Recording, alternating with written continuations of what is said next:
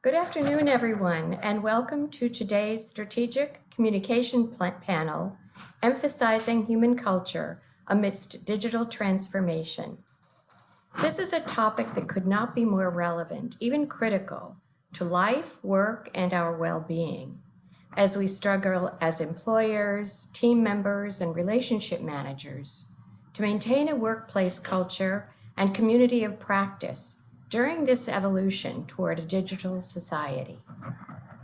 We are fortunate to have with us today panelists Tiffin Jernstead and Yana Krasnitskaya, with moderator Ethan McCarty, who will introduce us to this topic and help us consider it from multiple perspectives. Ethan McCarty is the founder and CEO of Integral, an employee activation agency serving leaders of communication, HR, marketing, and technology. He was formerly the global head of employee and innovation communication for Bloomberg LP and global director of social strategy for IBM. Ethan has more than 20 years' experience leading digital communications, management, engagement, and marketing at scale. The Strategic Communication Program is proud to have Ethan as a member of our faculty, teaching two courses, Employee Activation and Digital Media and Analytics. So now let me turn the floor over to Ethan to introduce Tiffin and Jan. Ethan. Thank you so much, Dr. Billmeyer. It's such a pleasure to be here and to be in such good company, in particular. And yeah, as you said, there's just a tremendous amount of change that we're all trying to accommodate. Many organizations have had digital transformation efforts underway, and we'll get into what we mean by digital transformation in a bit. I know that's been a topic of discussion for some of these conversations recently as well. But also, we're all working in very different environments than we're accustomed to, having to accommodate and work in different ways, interrelate with people in different ways. And the impact that that has on cultures is significant and profound, actually. So there are two people in my network. When I was offered the opportunity to do this panel, there are two people who leapt to mind. The first is Tiffin Jernstead, who I've known for many years. Tiffin is a communications executive with a lot of experience, not least of which being the Senior Vice President of Communications for PVH. And then also, and I'm going to turn it over to you guys in a little bit to say a few words about yourselves, but not yet, so hang tight. And also Yana Krasnitskaya, whose last name I did not pronounce with quite as much panache as Dr. Billmeyer did.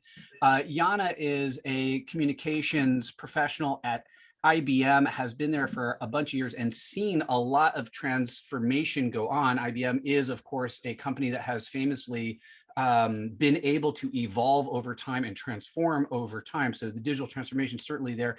And also Yana's fantastic experience with communications and its impact on culture, brought her to my mind as well for this conversation. So I'm delighted that the two of you have joined us for this conversation. And I do want to just give you both a moment to talk a little bit about what you do now and what you're kind of working on right now before we get into some of these terms like digital transformation and culture and change and all these things. So Tiffin, if you wouldn't mind, you're kind of recently in a new manifestation of your work. Would you mind sharing a little bit about what you're doing now and what you have been doing? Yeah, absolutely. So my background is communications and public relations in the fashion industry. So I've spent over 15 plus years in the fashion industry, ranging from brands like Ralph Lauren to Calvin Klein to Tommy Hilfiger and many more. And I'm one of the people that took advantage of a pandemic and took a family gap year. So I saw an opportunity to really take a step back, because my last role, which we'll talk a little bit when we get into digital transformation, but I was embedded in HR. So for 7 years, I learned all things HR, employee engagement. And I have to say, as a communicator, I feel like, oh my gosh, my world is finally full now, because as a PR person, I wasn't exposed to that side of the business.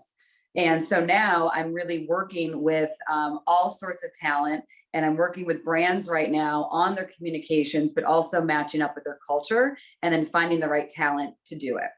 That's fantastic, Tiffin. Thank you for that. Mhm. And I have really enjoyed all the cards and letters from your gap year. You have made the most of it indeed with your beautiful family. Yana, would you mind saying a few words about where you're coming from? What's your current role? And also, I want to just note for everybody that that wonderful glow that Yana has is from some California sunshine. She's beaming in from the West Coast today. Yana. I am. Thanks, Ethan. It's really good to be here. First of all, Columbia is my alma mater, so it's really wonderful to come back and talk to you guys about something that I'm super passionate about. I actually crossed paths with Ethan on my recent project, which is a transformation of marketing platforms. Try and make that sound less boring to you guys, across most of IBM's MarTech stack. So that basically means everything you guys see from IBM on the marketing side, somebody runs that on the back end, and that is getting transformed with the help of Adobe, but also a couple of our internal consultancies as well as Integral. And that has been something I've been working on for about 7 months, but I've been at IBM for 7 years almost. And my previous role was around client experience. So I've actually been embedded in, communications, employee activation, listening and getting feedback for quite some time now in my career. So I'm really excited to be here and talk to you guys about that. Fantastic. Thanks for that, Yana. So, you say the word digital transformation, and I mean, I think anybody, whenever I say that, I kind of feel like I have to offer my own interpretation, like, oh, for me, digital transformation means this. And in this context, and for this people, this group of people, and so on, it can mean just a lot of different things, everything from deploying some new software to changing your business model entirely to to moving things that were analog into the cloud. I mean, it can just mean a lot of different things. And so, Yana, if I may ask you first, when I say digital transformation, or rather when you say digital transformation, what's kind of captured in that phrase for you related to your current Mhm. role? You don't have to define it like in a sort of academic sense or something. No, absolutely. So for me, it's, it's kind of the reverse of what maybe a lot of people might think about it. So when I first came on the project, for me, digital transformation meant we're changing a bunch of tools to something better that's going to be more efficient for the business. But, very quickly you realize that there are people powering these platforms. And so it's really about shifting the mindset and the understanding of how this is going to impact the business from a human perspective. So to me, it's very much a human powered experience. And when we think about transformation, the first thought I have always is change. Mm. And you did mention IBM has tried to evolve itself many, many times over the last 100 years.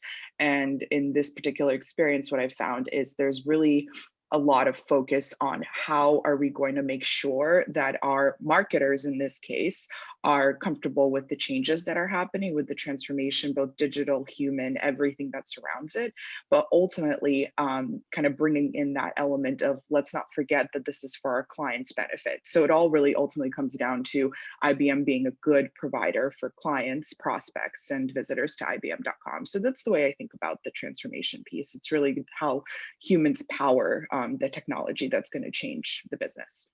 And I'm going to stay with you for another minute or two here, Mhm. because we're not just talking. We say digital transformation, and you said, okay, the Martech stack, so the tools we use to market, Mhm. those are going to change. But then also there's a lot of concomitant change that has to happen, right? That the transformation thing is not just to take what you did before and Right. use some new tools. Can you talk a little bit about the kind of digital part of that, if you will?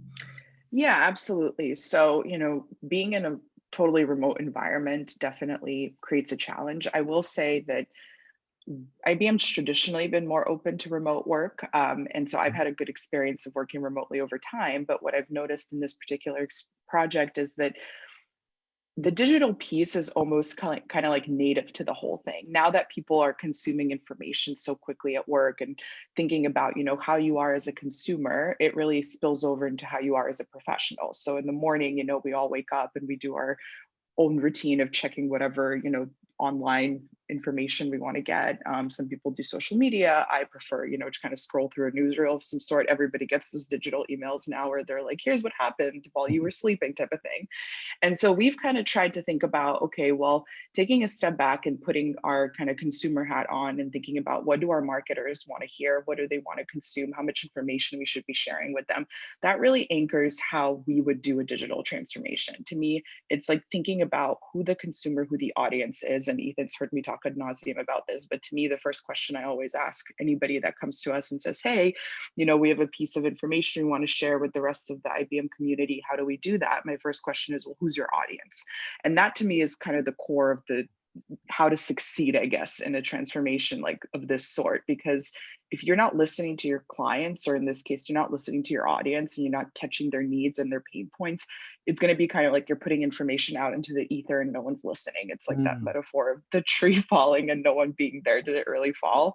And I always think Like about that. what if there was a transformation in the middle of a forest? Would anybody hear it? You know, that kind of thing. No, right? Yeah, because ultimately, like, yeah, the tools themselves are important, but what happens for the months leading up to the change, right? It's not just like a switch flip and suddenly everything is the same. Like you said, there needs to be, you know, stuff put in place before that. And so the most important thing for me is really, how do you empower your clients, your audience, whoever it is that you're targeting, to really be prepared for that change? And so to me, that's the core tenet of a transformation that way. One more question for you before I go over to Tiffin.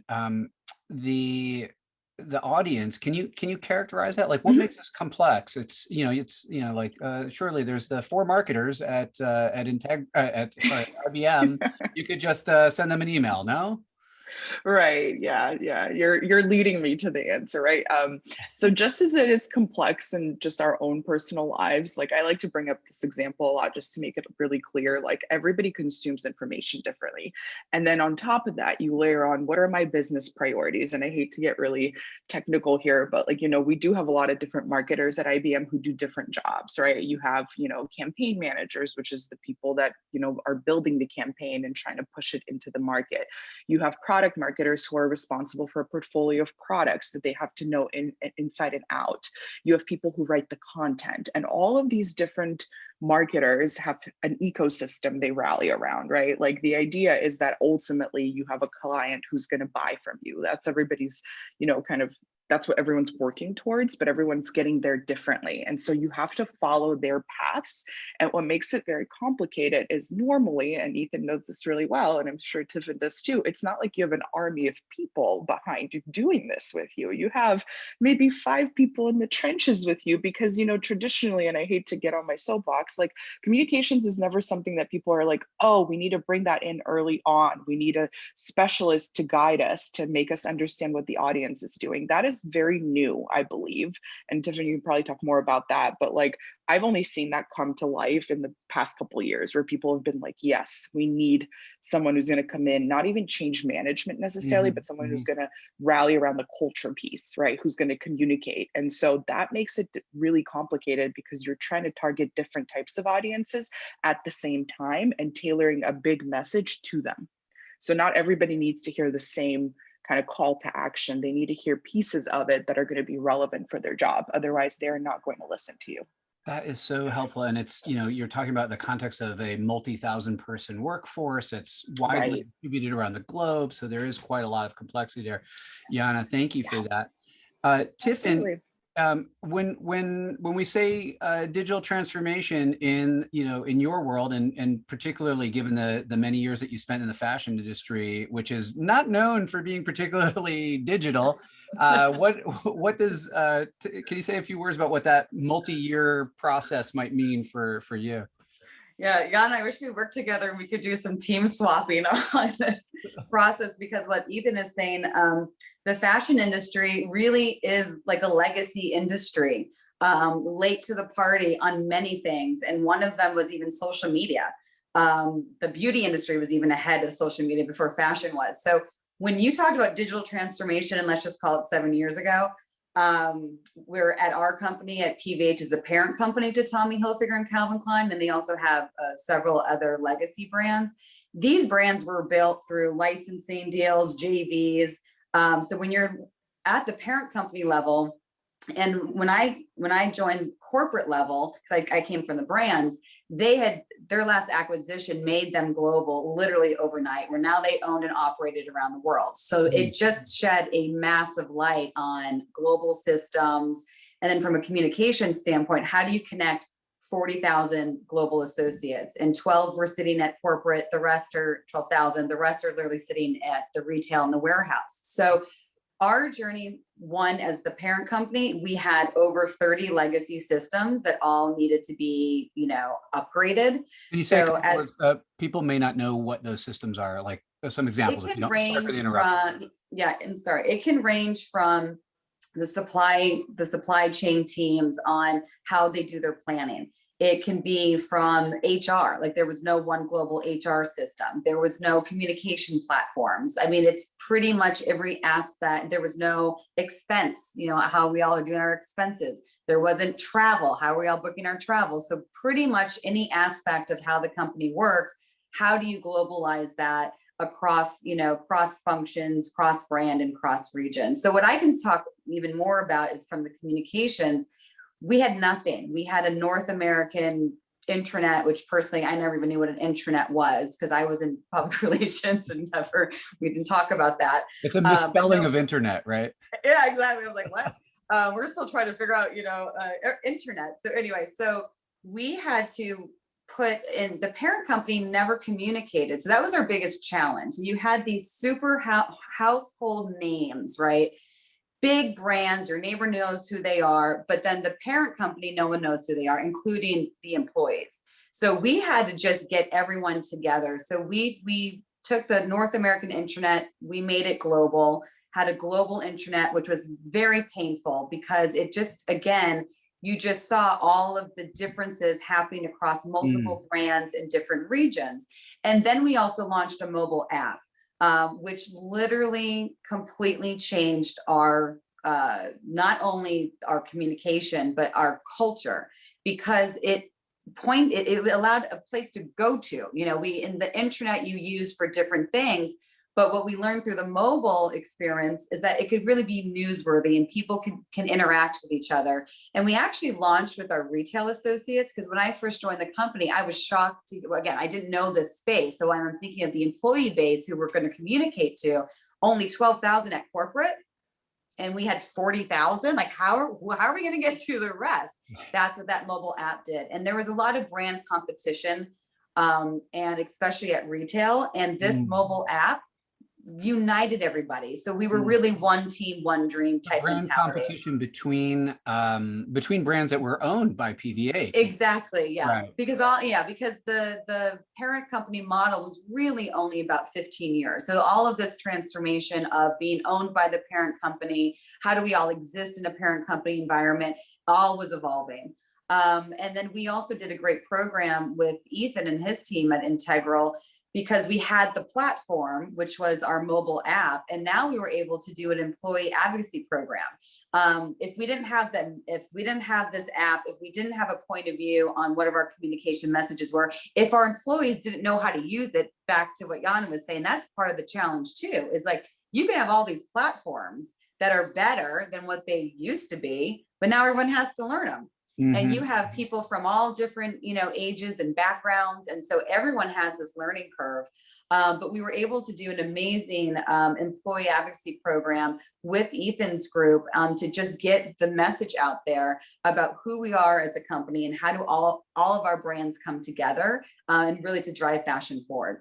That's really nice of you to say. I appreciate you highlighting that. But I think, when you look at the overall transformation that was underway at PVH, those systems that you deployed, that the company deployed over a 5 or 6 year period, they didn't just change the way people communicated or shared content, but it literally changed the business, right? You went from having a bunch of vertical, kind of a brand would have its own thing or a region would have its own thing, to a company where all these things are normalized and kind of horizontal.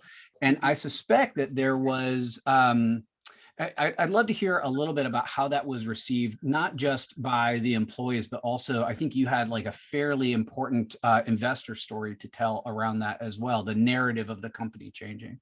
Could you say a Yeah. few words about that, the effect of that digital transformation on the company from a material and kind of business perspective? Yeah, I think again, you have to remember the parent company didn't communicate outside of the financial industry. So they were not talking about any other aspects of the company, even though they have a very rich history, 140 years. They're on the New York Stock Exchange for 100 years. That just happened in March 21. So they had amazing benefits of highly engaged employee population. They just never connected everybody together or really talk about who they are as a parent company to these other stakeholder groups. So to your point, Ethan, in the beginning of my journey there, which again was when they became global, that was about 7 years ago, everything had to change. So, and when we talked about digital transformation, it was really about upgrading all of these systems, you know, from every point of the company. I would say, you know, 3 years in, we all were starting to laugh with each other. Like, is it just everything digital? Like, do we even have to say this is some transformation? It's really just more about everyday life now. And like I mentioned before, we all are going through it. So you can sit in any industry, but as a person, you're going through digital transformation in your own life. You know, you're working with schools. Now they're on a platform. They didn't, you know, before you didn't have to do that. So, you know, everywhere in your life is changing. So when in the beginning of our transformation, it was all about change fatigue. Again, that was like 3 years, 4 years of employees really feeling like it was way too much change was happening, too much was being asked of them. And then I have to say, everyone kind of like moved off of that, no different than the digital was. It's just like, we have to accept that everything is changing, and no different than any other industry. The fashion industry was highly disrupted years ago. Consumers were shopping differently. Online shopping was increasing. Consumers were getting their information in many different ways. How do you engage them? I mean, everything was changing. So I think for us, it was about making sure that we were very clear on our goals and our priorities, and we clarified our values and how we show up. And then we had a very strong communication plan, and luckily we were able to invest in multiple communication platforms so that we can communicate them on. And then that gets that story out there. Sorry. That's fabulous. Thank you for that. I want to come back to that in a minute, because that that idea of, you know, coming to a place where that culture can manifest, I want to come back to that in a minute. So, but first, Yana, when you think about culture, you know, obviously IBM is a company that is known. I mean, it's got a kind of famous culture. Like IBM didn't just like make a bunch of computers; they made the IBMer, kind of this iconic person. And this identity, sometimes lauded and sometimes, you know, made fun of a little bit, which I can say with love, because I was an IBM employee and I still feel like an IBMer. But I'm interested to know, when I say culture to you, like, what does that mean in the context of your work? And just before you answer that, I want to note to everybody, if you have observations, questions, comments, please by all means put them in the chat, or you can click that little Q&A button and drop a question in there. We'll be taking those in a moment. Yana. So when I think about culture, I think it's really dependent, I guess, and taking a step back and thinking about like the organizational part of IBM. So IBM is a huge company, right? It has over 400,000 employees, something crazy like that. And so I speak for a very small part of it, which is in marketing, right? So I think IBM marketing has been a very interesting kind of microcosm of the whole business, because we've had a lot of, you know, disruptive leaders. So we had Michelle Peluso a couple of years ago who came in and said, look, we are not working remotely anymore. And what she did is she basically said, I'm going to blow up something that has been part of the IBM fabric for several decades. Like, I'm talking, IBM has traditionally just been a remote culture. There were a couple hubs on the East Coast, but, you know, given that we have a lot of consultants, sellers, like, people are used to working from home. And she came in and said, that is not going to happen. We need to keep up. And, you know, whether it was a trend that she kind of started to see across other tech companies that she adopted, doesn't matter, because it was a huge change and people were not very happy about it. But what I actually learned from that, to just kind of expand on the culture piece, is that it really takes a leader to come in and say something and stand by it in order to start to create that cultural change. And if I apply that lens to what we're doing with the Adobe transformation right now, one of the reasons why we've been so successful is because we have a lot of very strong and willing to kind of put themselves in the thick of it leaders. Like we're not run by people who are like, oh, you do this over here and I'll do I'll speak my piece over here. We have leaders who are, as you know, kind of coming on our podcasts. We have leaders who are writing blogs with us. We have leaders who are coming to town halls and talking about why this is important, why people should pay attention. And I think, to me, in a professional setting, culture needs a voice, and it doesn't need one voice, but maybe it needs a few very strong ones. And we've been, very fortunate to have that and be able to rally around that. And I think that has just been why we've been very successful. Now, if I think about culture in general, in terms of, just in a professional setting in a company as big as IBM, it's really like you have to evolve with the times. And I think IBM has tried to do its best to kind of like follow that forward, and it's worked because we're constantly exploring new ways to reach people, different platforms, different ways to get out there into the market. And I think to Tiffin's point, it's like you kind of get one idea, right? So for them it was like the mobile app that really made things take off. For us at IBM, like within marketing, what's been really positive with this transformation is the kind of ongoing drumbeat, right? And we set that up with a strong communication plan that Integral worked with us on, but it was really important to commit and say, once a week, we're going to put our voice out there. We're not going to care if it's too much noise. We're going to try and experiment. And if we fail fast, we fail fast. But, we haven't so far. It's worked out for us really well. And, we're approaching a place now where I'm kind of worried about that change fatigue that Tiffin, you were mentioning before. I'm like waiting to see what's going to happen because it's 7 months down the line of, a pretty long and, implementation process, but what we're calling a years long transformation. I think people might start to get tired, but so far I haven't seen that. So I'm like very cautiously optimistic that we might avoid it. But I think those are kind of the key elements that come to mind when I think about culture, especially in a professional setting. So those demonstrated leader, I mean, what I heard was demonstrated leadership behaviors, leadership demonstrating some vulnerability, willingness to take risk. There seems to be a lot of artifacts, frankly, that drumbeat that you were talking about. And then you're doing some pretty active listening as well. So you can actually hear and that sort of creates, those are some of the things that make up what we're calling culture in the context of this work. Did I miss anything there or mischaracterize anything there? You absolutely didn't. But I will say that what's really important and what I would emphasize out of all of those is the listening piece, which thank you for kind of bringing that up, because if we talk about listening to our clients and getting their feedback, right? And that's going back to my old role on the client experience team, which I feel very passionately about, right? We should do the same for our employees because they're the ones that are the conduit to the clients ultimately, and in marketing, we've tried to push this idea of every marketer is client facing. And if we're going to be asking them to step up that way, we need to step up and listen to them. So we have implemented a couple different listening pilots and programs to get, people's feedback. And I think that has been very important, at least in creating this idea that it's a two-way street, that it's not a transformation that's being pushed on them, but they're coming along for the ride. That's really fantastic. And it, not every culture needs to have that or does have that, but it is like, it's very IBM to say like, okay, we are a company filled with experts and we want your input onto this. And obviously the leaders will call the play. Tiffin, what from that, there's probably some similarities and some differences when it comes to culture, during a transformation. Like, how do you see culture manifesting during a transformation, particularly at the scale of what you were involved in at PVH? Yeah, I think, anyone that helps shape culture, it's a lot of different functions are a part of it, but ultimately it is the people, who help shape culture. And I think no matter how big or small or what you're going through, it's always going to evolve. But I could not agree more to what you are saying, but you have to constantly check in with your employees, no different than you're checking in with your customers, and what you're selling. And I think my journey going from true public relations, where my focus was really to engage press to tell a brand story. In my career, I now have multiple platforms, so I don't need press anymore to get to my consumer. I can have all those other platforms that have now launched.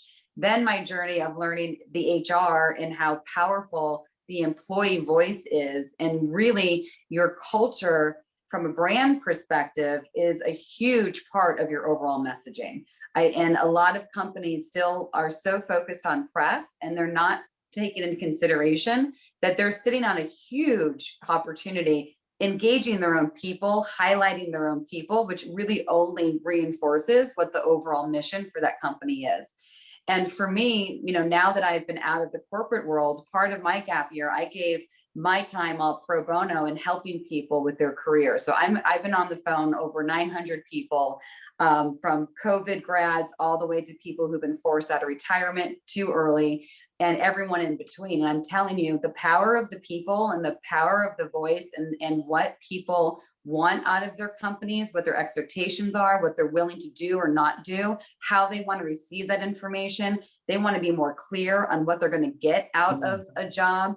And I, as a communicator, I can't wait to see how that really changes on the corporate side, because it's just going to continue to evolve. So no different than both of our stories, all of these tactics and different ways of communicating and different tools and resources, it's going to continue to evolve, and you have to ask your people. Some people will say email's dead. I talk to my friends at Google, they're like, no, we have Gmail. So no, we're on email, so Yeah, it's, right. every company is so different in what they deem works or what doesn't work. Some companies love Slack, other companies, it doesn't work. And I think that's, as a communicator, that's the biggest challenge. Is you can sit at a conference all day long and find out all these great new tactics, but it's a very different story on what your own employees want to do and what works. And you have to be honest with yourselves, and you have to ask. That's so great. I have other questions, but one came up, from a participant here, that is really for you, Tiffin, from Michelle Riggio.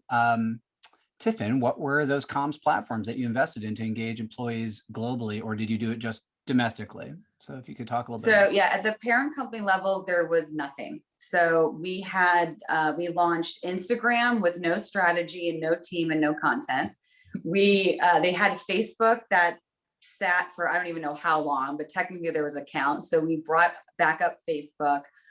We had the mobile app that was internal only. We had the global intranet.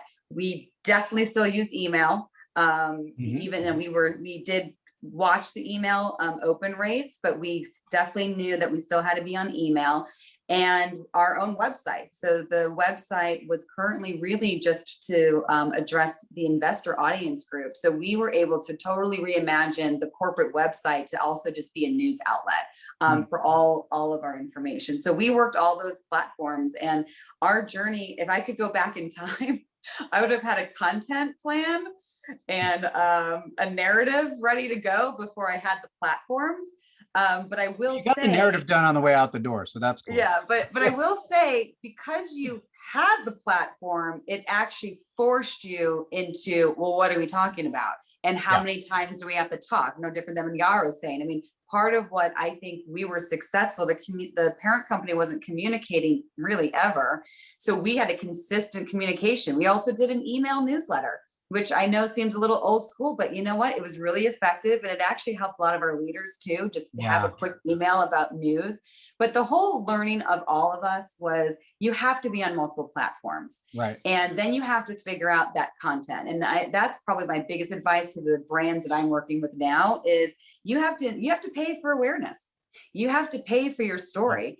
And no different than what Yara was saying, all this stuff has to get boosted. You have to make sure that it's good content. You're boosting it on the back end. You have to make sure that it's being used. And we also learned, we turned off some platforms because it's like, it didn't matter. We weren't seeing the traction. Or maybe a social media expert would say, hey, those numbers aren't great. But if we had internal engagement on it, or we saw other ways that we were and it wasn't these big numbers, but it was a smaller group, we thought that was a win. Because again, we started from nothing. So you had to grow.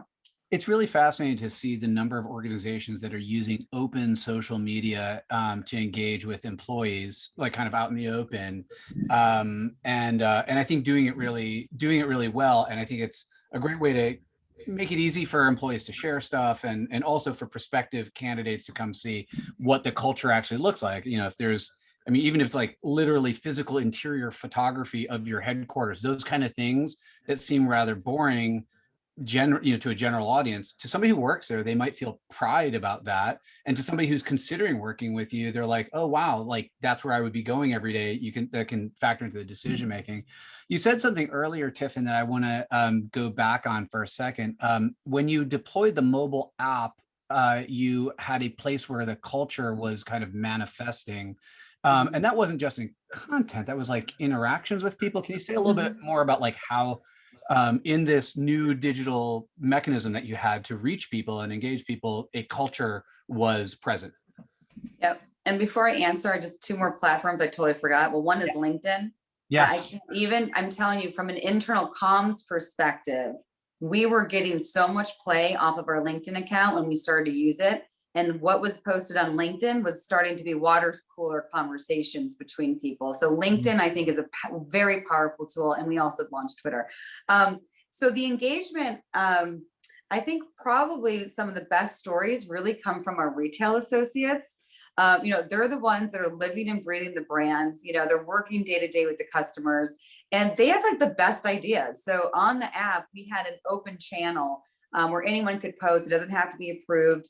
And they would just do amazing contests every week. I mean, almost every day. It would be Win It Wednesday and Twinning on Thursday, because, as a retail associate, you would a lot of times show up wearing the same shirt or the same outfit. So sometimes it was twins or even triplets, people Amazing. Coming up. So then that became a whole moment. So I have to say, when we did our global engagement campaigns, we always went to our retail team first to say, you guys always have the best ideas. So let's work with them to figure out what we can do globally. But I think I'm most proud, honestly, of the work that we did at PVH was the global campaigns. It just goes to show you, if you have an idea and you ask people to do something, they will show up, and as long as you are, because when we did it, we always did cross-functional, cross-brand, cross-region. We would have probably 50 to 100 people, if not more, weigh in on these global campaigns. So we always knew if it was going to work or not. And what I loved about internal programs is it could be our own deadlines.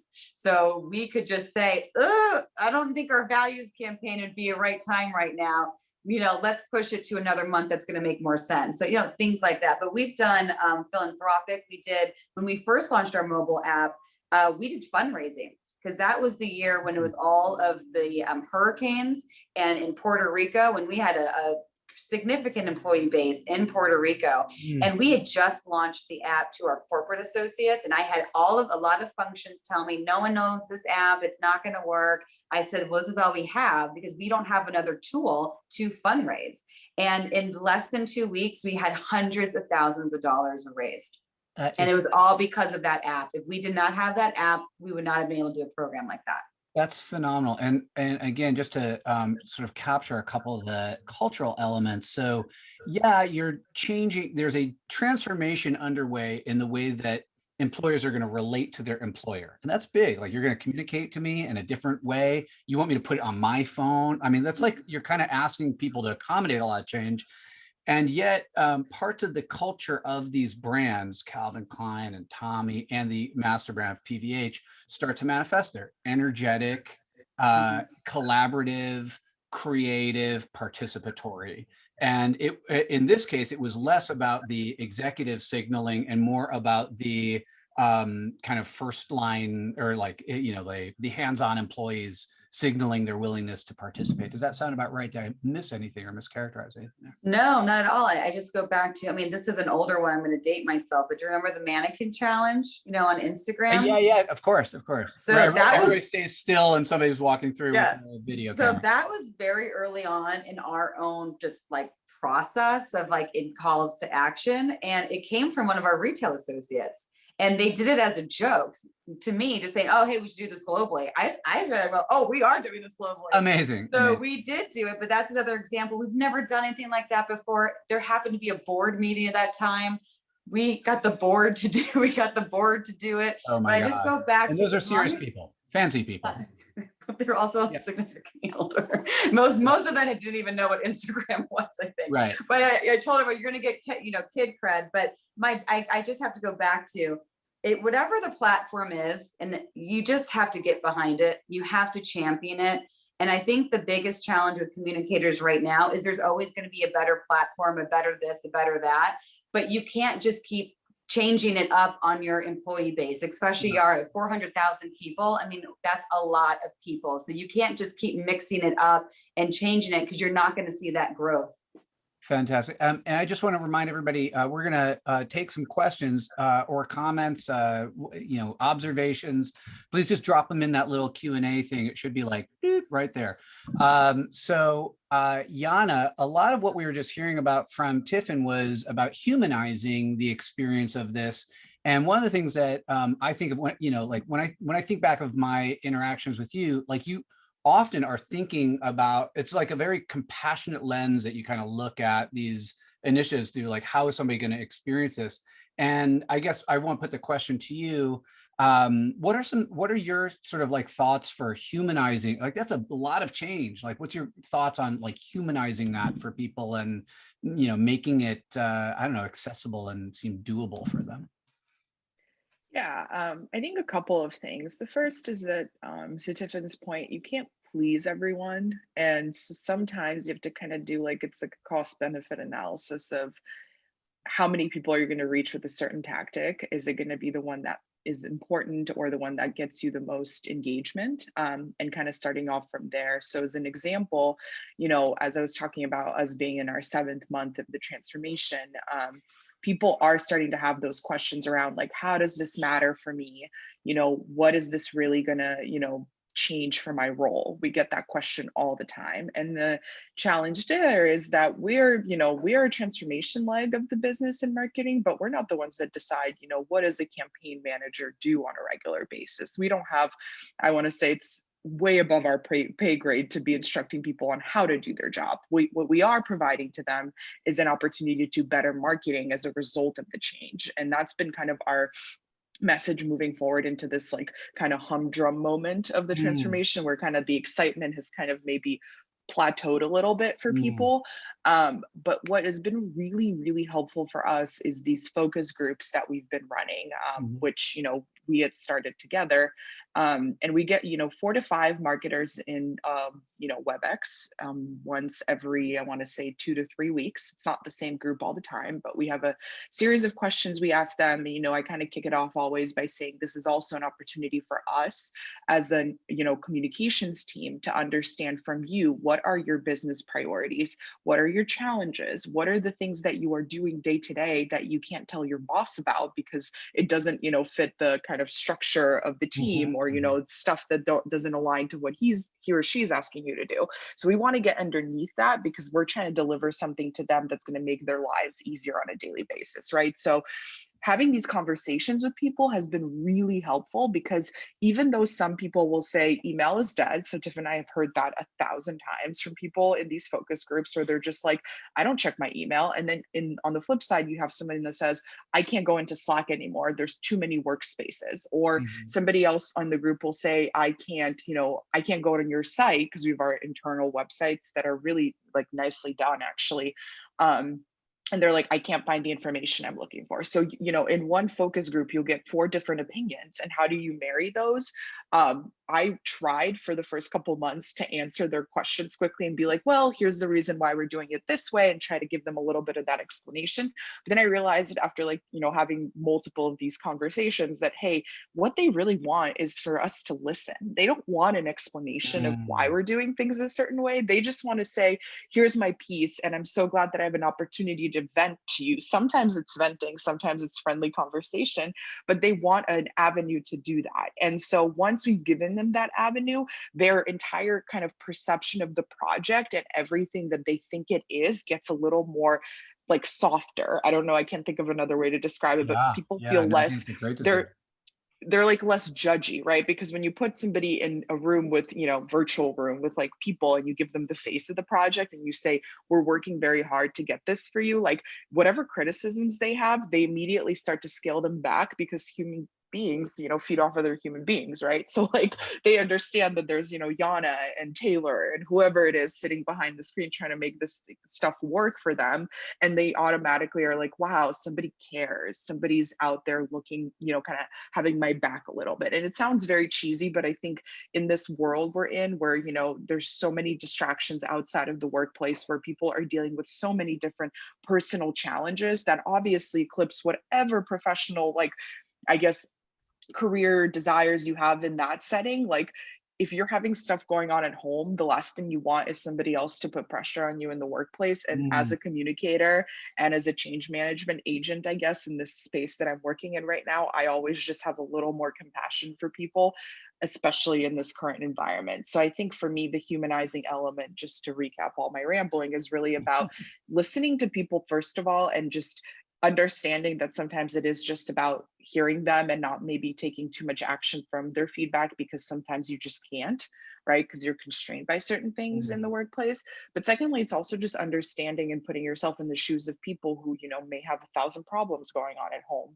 And your job is to make their, professional day-to-day a little easier and a little more palatable. And sometimes that requires some fun stuff like the podcasts we push out or the fun videos that we do. But, it's really just about the listening piece. I think it's just so important to make sure that you're getting, feedback from your employees as you go through any sort of transformation.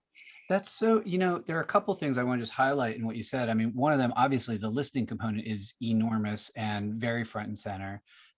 This idea of understanding that people are trying to deal with so much right now. I mean, always, but right now it's acute. I mean, we're in a global pandemic. People are fearful for their lives and the lives of their loved ones and so on.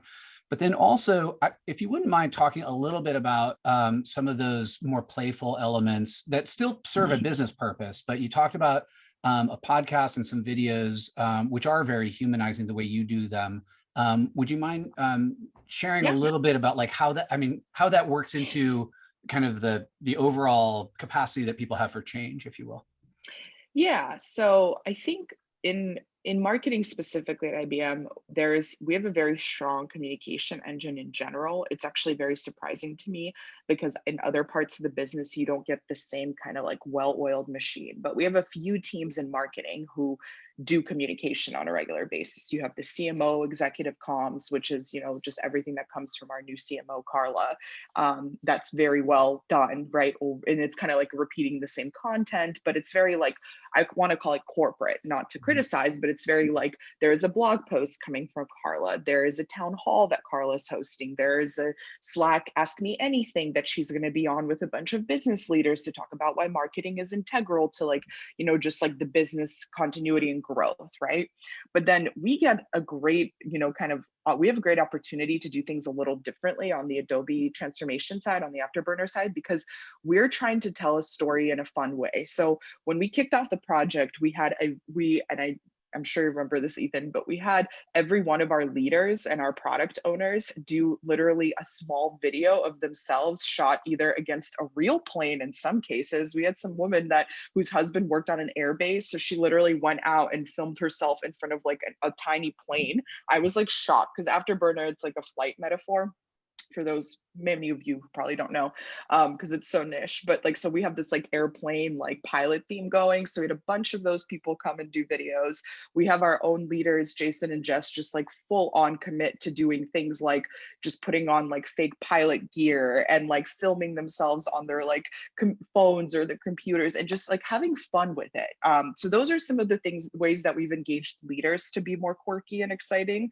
But the avenues and the vehicles that we've pursued that have been really strong is, my boss has a podcast that I'm actually taking over while he's on leave. So I'm really excited about that. And that podcast, what's really great about it is we've structured it in a way that there is, content in there that's really important to the transformation and the business, but we also get personal with people. And I think that ties it back to like what I was talking about with, once you put a face to the transformation and once you start to reveal who's actually driving kind of the car and like who's operating everything, people start to respond better. And so in these podcasts, we have a rapid fire round of like, what are your top like 5 things that you like? What are the top 5 things you don't like? Which I want to introduce in this next segment, because I always think it's really funny when people complain and, kind of rant about stuff they don't like. I think it's very humanizing and relatable. So things like that have been really great. We've also done our best to do these Slack Ask Me Anythings, and in these really rapid, people ask us a bunch of questions in 45 minutes. Sometimes I can't like look up from my keyboard and just long enough to absorb it all because people are just firing off tons of questions. Mhm. We've done an opportunity to like implement like emoji polls. Like that was something that Integral came up with that I thought was super smart, because then you give people a second to breathe and react and do something more fun, like what they would do in their consumer world, right? Like when you're on Instagram and you're scrolling stuff and you hit like we're trying to get people to do the same thing at work because it's something they're familiar with. We also bring a lot of personal introductions to all of the content that we do. We try to feature something outside of the workplace about the individual we're profiling. So those are some of the, like, you think that they're very like simple and almost like, well, duh, you should be doing them. But if you ever had an opportunity to work in corporate, like it could be very dry. So my kind of commitment has been to like bring a different element to it, so it cuts through the white noise of the newsletters, the emails, the Slacks that feel a little perfunctory.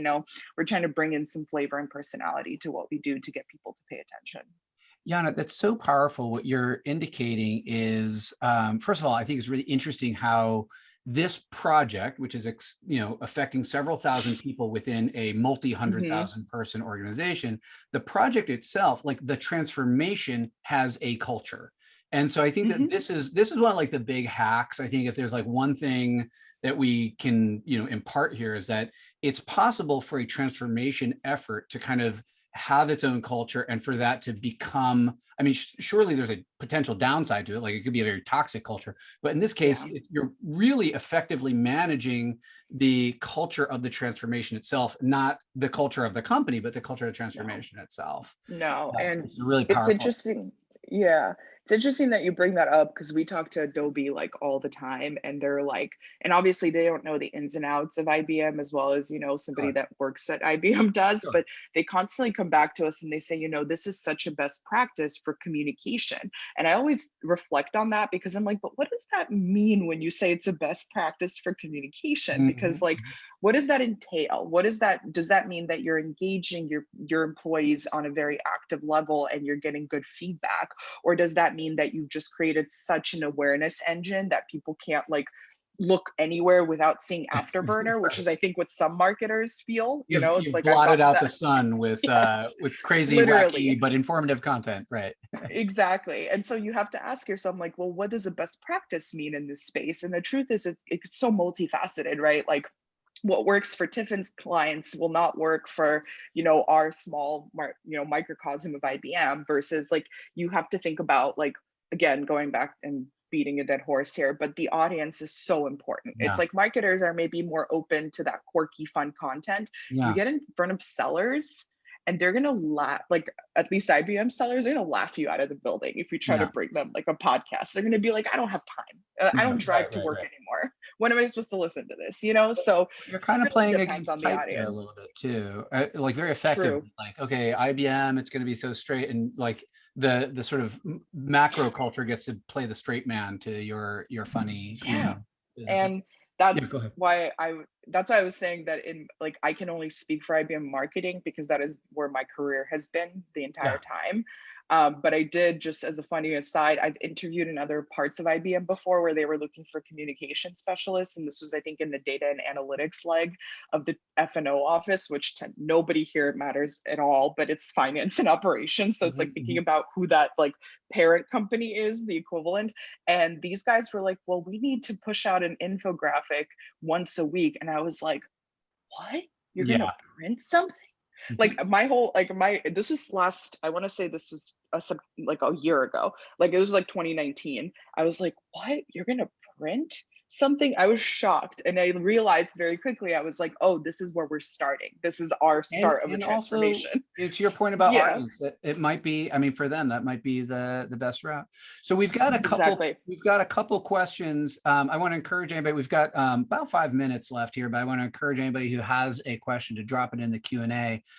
This is another one from Michelle Riggio, and it's she's curious about how change management was a part of how you planned for and implemented your transformations. Comms is such a key part of change management, but was it approached that way in your organizations? Tiffin, would you take a first stab at that?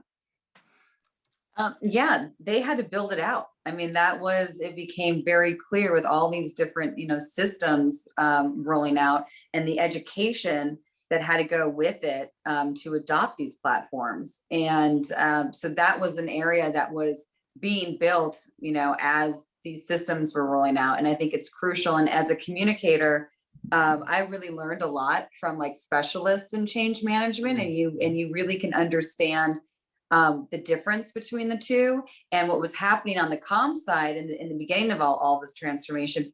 And sometimes we're being held accountable for adoption rates. And it was like, whoa, we're here to communicate, and like, we're about awareness. That was the strategy. That was the plan. We had to be better about learning like what our role was, as the communications team. What were we responsible for? And then the change management team, as that was being built out, and even the understanding of like, what does a change management team do? Then you saw the unlock. Yeah. And they were able to really approach it like they're supposed to, with individuals and plans and the psychology behind how humans handle change and blah, blah, blah. That's not us as communicators. We're on to the next 25 things that have to be communicated that day. We're not there to ensure the adoption, but we did on our own platforms. So when we did go with our mobile app, which was our probably our last platform that we launched, we actually did consult our change management team to help us to make sure that we were doing what we needed to. Yana, any perspective? Thank you for that. Any perspectives on engaging with a formal discipline of change management? It's interesting that Michelle brings this up, because my other hat in this transformation is actually on the change management side. So I actually I kind of weirdly own both, but I don't like the term change management, because I think it's kind of like outdated a little bit, because it implies that you have to manage somebody through a change, which is the truth. It is what it is. But like, we're communicators. I like to make it a little more fancy, or a little less like, okay, like, what does this mean kind of thing, where am I going to hold someone's hand as they try to, adopt the new platform, adopt the new way of working. So it's actually been great to be able to see both the communication side of it, and then kind of take a step back and say, okay, well, what's worked in terms of engagement? Let's take those components and apply them to the change management strategy. And I've been very firm on that, because I think once you get people on the plane, it's like our analogy, once you get people on it, right, and they're coming alongside you, then you can slowly introduce, like, here's how you should start thinking about your job in the next 3 to 4 months.